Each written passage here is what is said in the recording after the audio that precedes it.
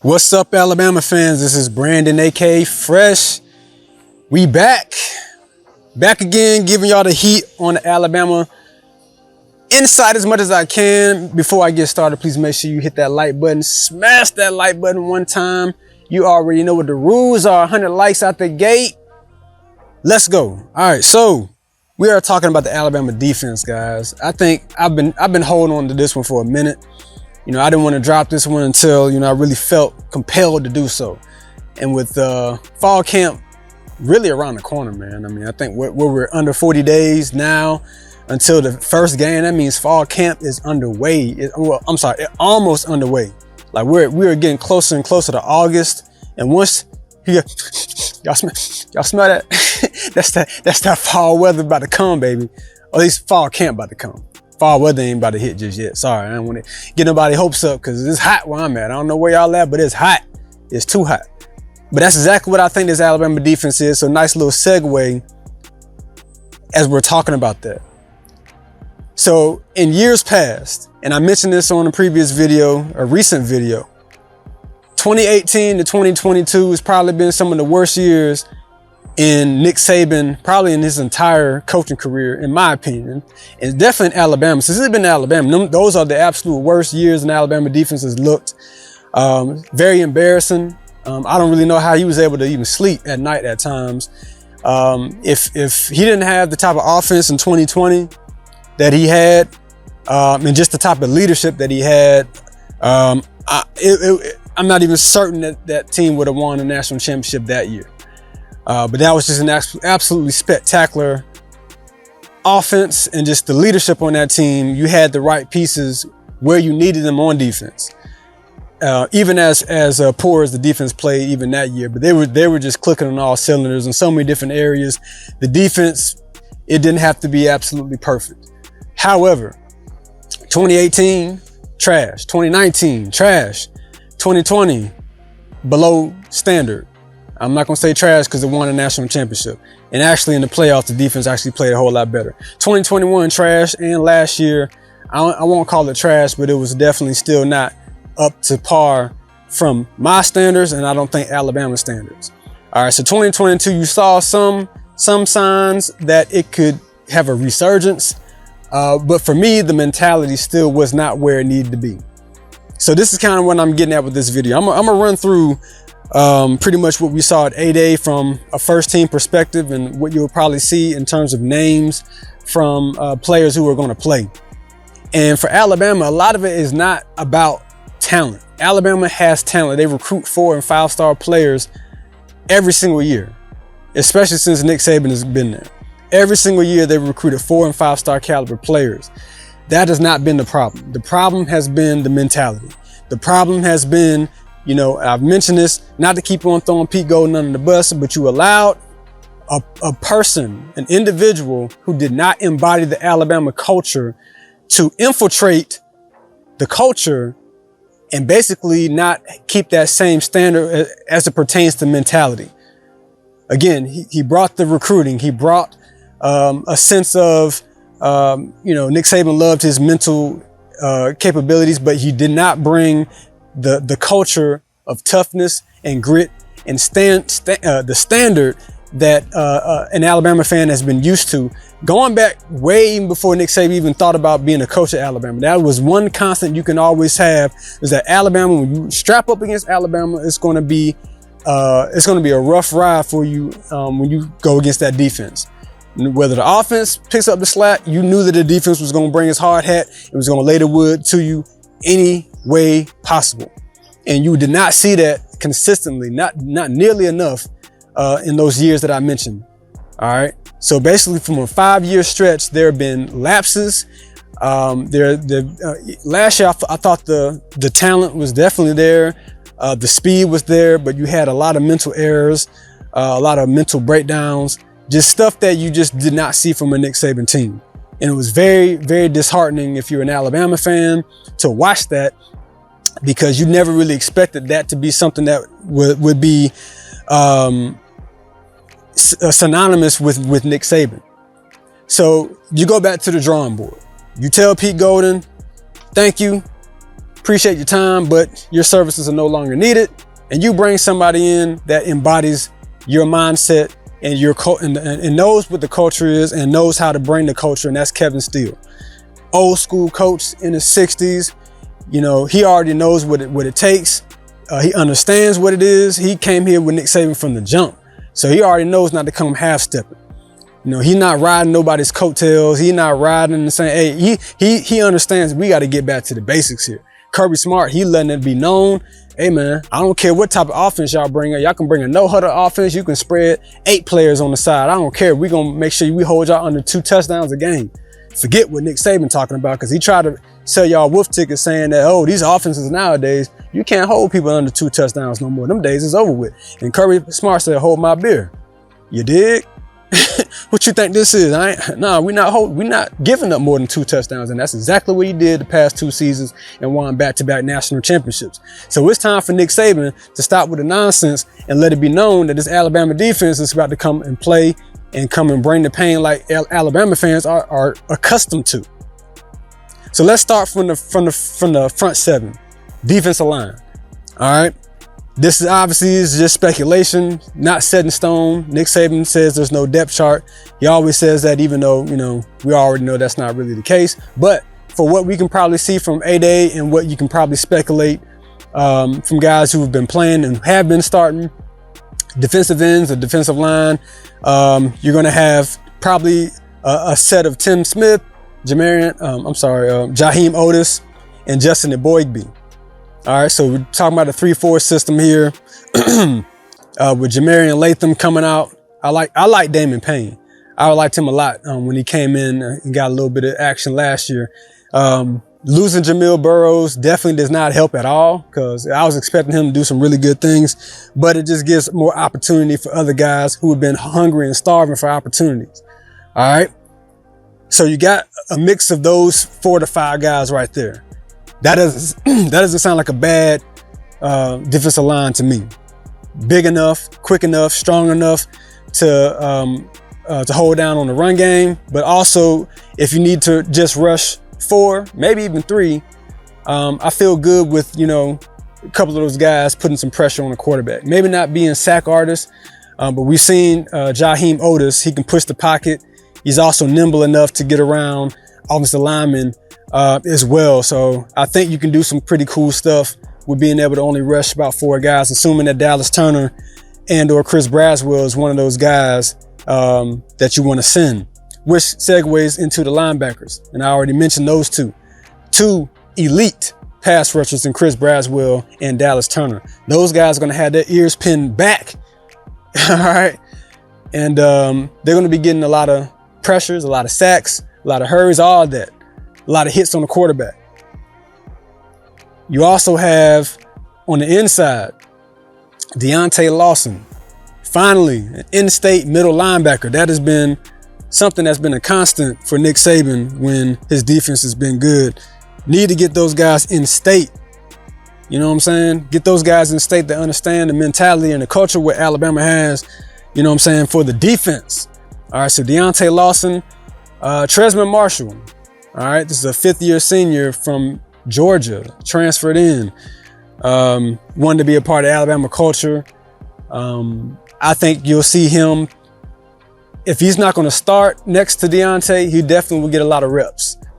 All right, so those are your inside guys, and you also don't be surprised if you see Justin Jefferson, Jahad Campbell. These are guys that they liked really well. I thought. Based on what you were seeing in spring, Jahad Campbell, he's looking really good. And I think, you know, Justin Jefferson, from what he was doing in the JUCO ranks, I think that'll transfer over or transition a lot easier. Him being a guy that has, you know, some experience at the college level, even at the JUCO level, that'll transition a whole lot easier than some of these freshmen that are coming in. And then a staple for Nick Saban. Oh, I didn't even mention Keon Keeley. Elite 5-star linebacker. Expect him to potentially get some looks. And did I say Jeremiah Alexander? Did I mention him yet? I didn't even mention Jeremiah Alexander, y'all. I didn't even mention him. Woo! That guy is a dog. man, that guy's a dog. So there's a lot of depth on from the linebackers, and segueing into the secondary. Now this is Nick Saban's baby. This is Nick Saban's territory. This is where he spends the majority of his time during practice. For those of y'all who have been to an Alabama practice, whether you're part of the clubs that are able to kind of view practices when you watch them, or if you see just the footage and the highlights, a lot of times when we've been able to go to practices, we provide y'all the highlights of what we see. Most of the time he is there with the DBs, coaching them up, providing his expertise there. And usually when Nick Saban has a good secondary, that bodes very well for the entire defense. All right. It's almost as if the secondary speaks throughout the entire defense. So let me just read off a few of these names. Kool-Aid, lockdown corner on one side. Terrion Arnold, I believe this is his year.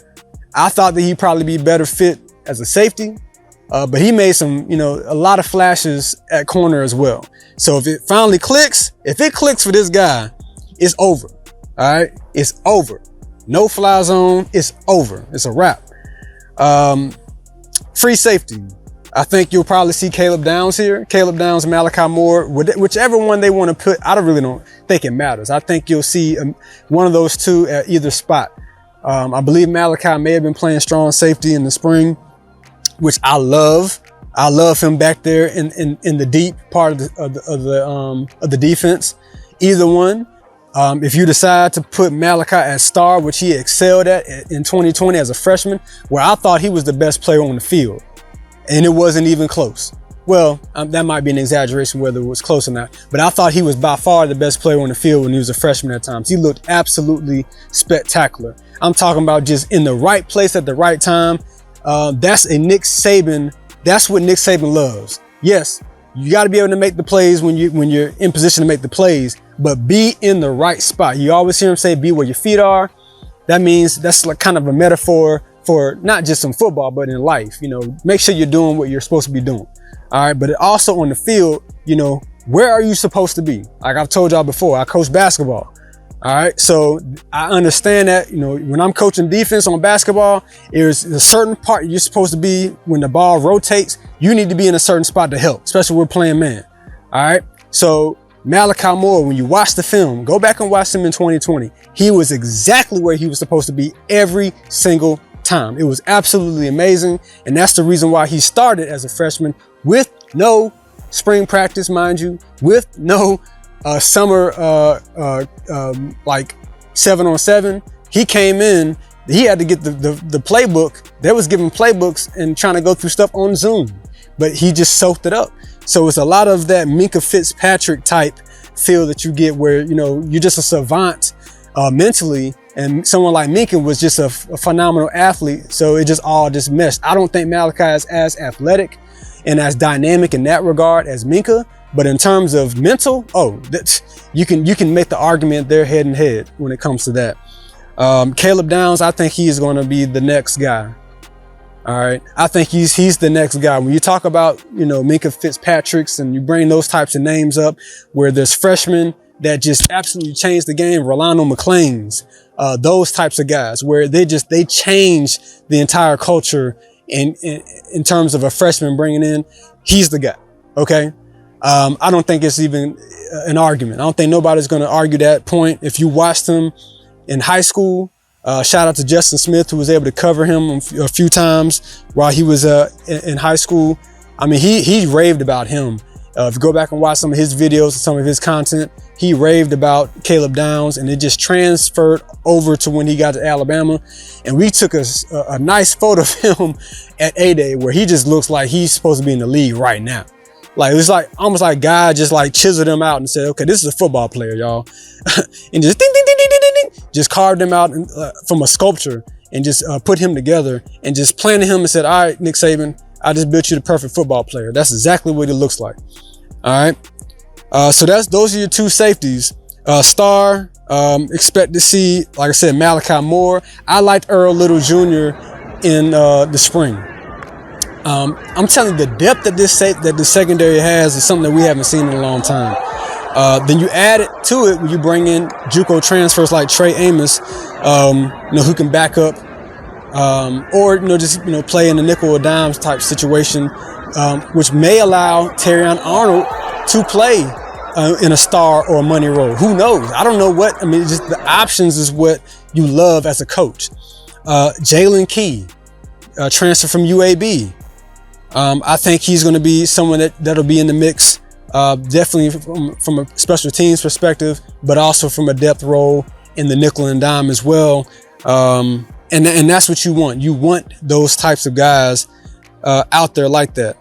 Shout out to Spooty, Antonio Kite. I liked seeing him from a coverage perspective. He was an exceptional athlete. I think if more recruiting sites and everybody else would have got more eyes on him early on, he may have even been a bigger prospect than what he was. I think Alabama saw him and it's like, oh, yes, sir, we got to get him. Because if you don't remember, he was also recruited for basketball as well. So basketball translates to football exceptionally well. So you tell me, and did I even say Jake Pope yet? Did I mention him? Do we need to replay the clip of what he did to Jermaine Burton in the 8A game? Laying the thumber, laying the wood, the great white Pope. You feel me? Christian story, in-state kid, smart, knows where to be. I mean, this is the secondary that Nick Saban loves to coach. All right, coachable guys, know where to be. Yes, you love the guys that make plays. That's always great. You love guys that can be able to take the ball away. But Nick Saban, from every position, do they know where to be at? Do they know not to overrun a play, not to be in the wrong spot? If you're supposed to have outside contain on this side, or you're supposed to be covering the flat, you know what I'm saying? If we're playing cover 2, you're not gonna be in the wrong zone area. Like, those are the type of stuff that Nick Saban looks for. And when he knows that his team can understand it from a mental perspective, the playbook is wide open. We're talking about all types of blitzes. We're talking about all types of coverages. We're talking about all types of nuanced stuff that you just may not have been able to see. But not only that, tie that in with the Kevin Steele, who is going to bring that toughness mentality from the 4 years. Let's see, Malachi got here in 2020, 21, 22. From the 3+ years that we've seen, have we ever heard, and I mentioned this before in a previous video, all 11 to the ball. Have we ever even heard that from any Alabama player? I've never heard it under Pete Golding. But that was something that came out of the spring. Again, we put this in a previous video. We'll probably put it on the screen here. Malachi Moore says all 11 to a ball. It was off of a post from TDA. And that's the mantra. That is what Kevin Steele is preaching. That is what the entire team understands.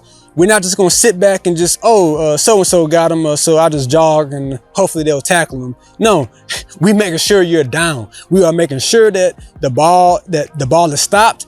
If all 11 of us, everybody need to run to it. Every single person. You know what I'm saying? So if you're an Alabama fan, whether or not they do it, at least they're talking it. at least that's what they're saying. Because we ain't heard them say nothing. They just talking about, we're going to try to get to the quarterback and da-da-da-da. Nah, it's everybody. Wherever the football is, that's where everybody's going to be. And you're going to feel us this year, and you're going to know that the standard is brought back. That was something that the players made mention of at SEC Media Days. And I'm pretty sure that was a message that they wanted to make sure that got communicated to within the conference and for the national media to pick up on. All right. So again, if defense has been your thing, if you're a diehard Alabama fan and you've been a fan for years and that's something that you've been accustomed to, and like I just mentioned, the past 5 years, it's kind of gotten away from that. Hey, this might be the year. I can't tell you, I don't have a crystal ball. I can't tell you that that's what's going to happen. But if I had to predict, knowing that Pete Golding is not in anymore and that you have someone who has been accustomed to bringing that, I'll put my money on it. I don't gamble, but if I had to, I put my money on it. But we'll see. All right. That's all I got.